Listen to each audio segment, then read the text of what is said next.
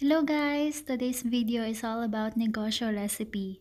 Ito yung pinagkakakitaan ng ate ko, si Maylin Bughaw. Sa maliit na puhunan, malaki ang posibleng kitaan.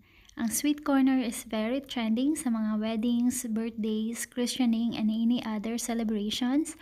So, chocolate truffles ay magandang idagdag sa sweet tables. Napakasimple niyang gawin, kahit nasa bahay ka, pwede kang kumita doing this. So, let's begin!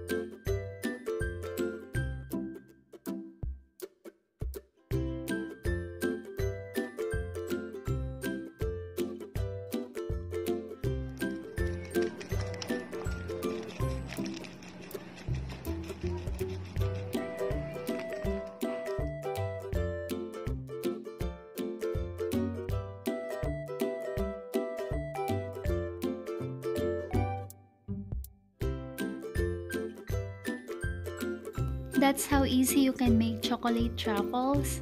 Maganda to kapag school days, pwede tong ibenta sa school, sa mga estudyante. So, sa mga estudyante na gustong kumita, kahit estudyante pa lang, pwede to, malaki ang kikitain dito. Maganda din to panagala sa girlfriend, or kay ate, or kay mama.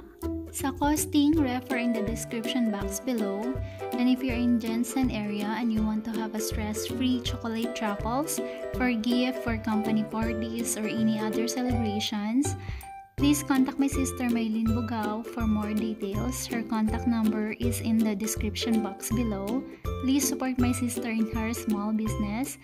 This video is really for her, and this is also for those na gusto kumita kahit nasa bahay lang or kahit estudyante pa lang. This is for you. So I hope may natutunan kayong negosyo idea today. I'm glad to help. Kung bago ka sa channel ko, hit the subscribe button and press the notification bell para updated ka sa mga bagong videos ko. And if you like this video at nakatulong to sa'yo, please hit the like button as well. So see you in my next video. Bye!